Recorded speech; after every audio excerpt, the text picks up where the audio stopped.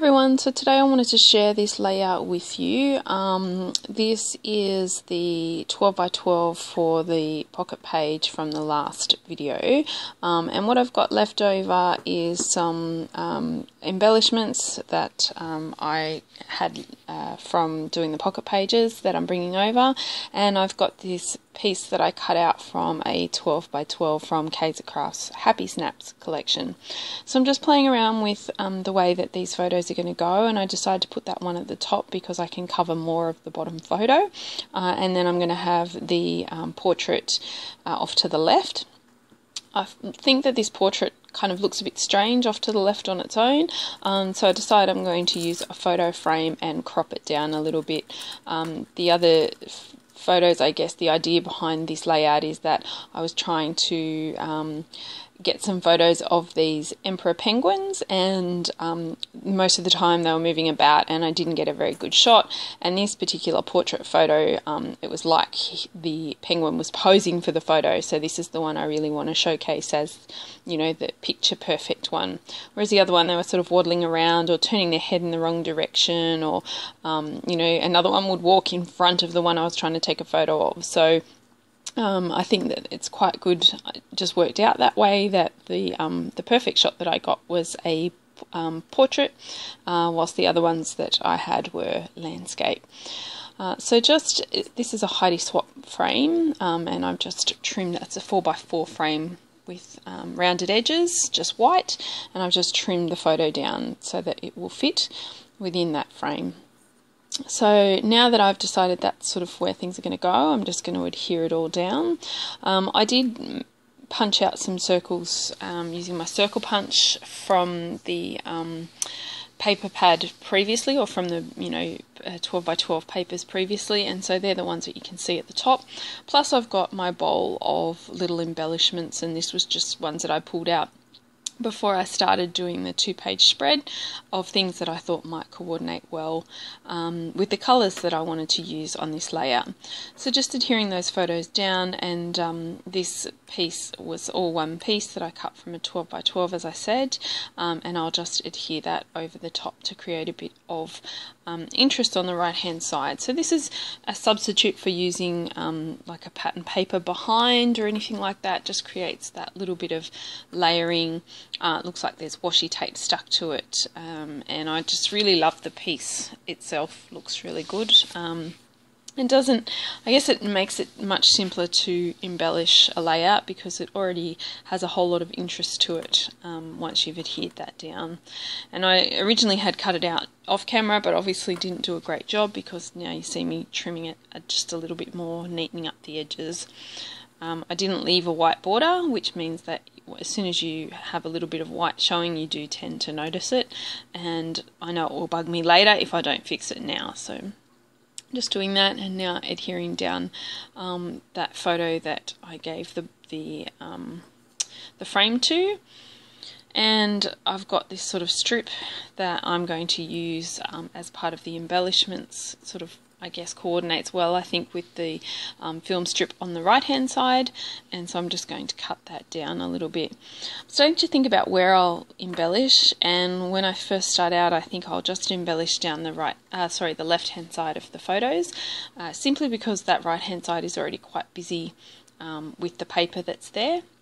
And you'll see me layering those film strips to the left where I originally feel like I should embellish, and then I will go ahead and move one of those as I go through. But at the moment, just really thinking about that left hand side as much as possible, and I'll trim this in half shortly and split it to 3 areas of embellishment. So I was considering having 2 areas of embellishment on the left, and then using the big strip of pattern paper on the right hand side to be my 3rd area of embellishment, perhaps down near where the camera was at the bottom. But yeah, I often just play around with where things are, and you know, how they might look if I added this. I'm a very visual person, so I like to see see what could be before I make a decision, and I do tend to pull embellishments out and tuck them back under here and change my mind and switch them out a little bit. So Just went through that bowl and couldn't find too much that I was after. I pulled out that camera, and I think I grabbed myself another tiny camera that coordinates with the other two. So decide that that will be another camera that I can use to embellish, and I didn't trim it out, so now I'm just cutting that down to size. Also have this strip of very tiny cameras that you can see there that I was toying with adding somewhere, but I don't entertain that idea for very long before I put it back in the bowl. So just push that off to the side and start to think about the stickers I might be able to use from this sticker sheet. I don't have a huge amount of stickers left on this sheet. I have sort of used quite a few of them. But this sticker says picture perfect, and obviously I think that's a perfect match for this layout, because it is about getting that perfect picture of the penguin, which I couldn't do before. Now you see I only add some dimensional adhesive to part of that sticker, and that's the part that's actually going to be sitting over the photo, and I leave it flat where it's sitting on the frame, so it does sit nice and flat. Whereas if I didn't add dimensional adhesive, you'd find that the banner would sag over the top of the photo and or stick up off the frame too much. So little trick there. So now just adhering down the pinked circle, or the punch circles as well, just adding those to each of the different areas, and then I decide that there's too much embellishment going on the left hand side, and so I'm going to move that embellishment cluster over to the top right. Yeah, and that's what I mean, like I had to kind of see it all together and then realise that actually it was just going to be too busy on that right hand side, and I wanted to really frame the photo. So you'll see those three areas of embellishment sort of, you know, encompass those three photos, so that it draws your eye into the middle of the page more so. And so each of the areas has a camera, because that banner has a little camera on the top of it, and each of the areas has the film strip and a punched circle as well. So that's sort of what I'm looking for when I'm trying to embellish the areas. They don't have to look exactly the same, and they're obviously different size cameras and different punch circles, colours, shapes, that sort of thing. But it's more looking at you know, some similarities between the areas as well. So just layering the camera in this cluster on adhesive, on dimensional adhesive, but the other cluster actually put the camera flat because it was a larger camera, and added this circle over the top of the camera. So that's the other thing you can do, is play around with the dimension of the different clusters, where, you know, one element comes to the front and then in the next cluster an element goes to the back.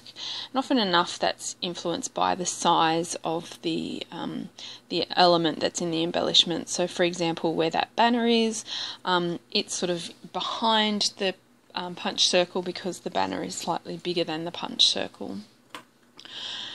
So just looking at, I've added some enamel dots to those areas as well, and just looking at the tape, I found that the faux tape that was on that looked a little bit fake, and so I had this green and white striped washi that I thought if I added over the top would make it look a little bit more real, because it was real washi, and yeah, I just really didn't like that sort of it was a really fake look. It didn't look dimensional enough, so just added that. And I contemplated adding some more of that washi elsewhere now that I had the option, but decided not to. And then I'm just looking at some more sticker options and decide that I'm going to add a title to the frame.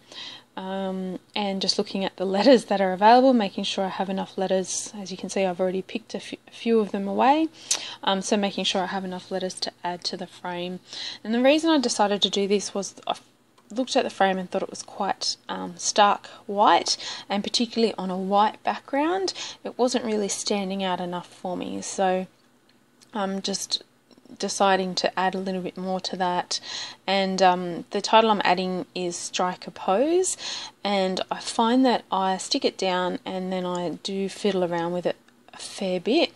I think I underestimated how much space the word strike would take up on the frame, and so I do end up shuffling things along a little bit and playing around with this for a little while. I didn't add a full title to this page. I'm finding that the pocket pages that I made for this are actually on the left, and the first pocket actually has a title called Penguins of SeaWorld, and so I really felt like it didn't need to add a title to the second page, the 12 by 12, because it was already sort of, already had a title on the left hand side. So just still fiddling with those letters, and then I think the last thing I do is, once I've sort of finished to a point where I'm happy, I pull the page back that I've already made and have a bit of a look at it and just compare the two to make sure that they will match well together. I end up damaging one of the stickers there, so I had to replace it with another one, and you can see me just shuffling them all along. So once I get these stickers right, then I will actually look at the pocket pages and see if I'm missing anything, if they match well, if there's something I could add to one page or the other that might make them sort of appear more like they belong together. So just clear the space and have it sort of take stock of what I've done and have a quick look, and then I pull that other page back up.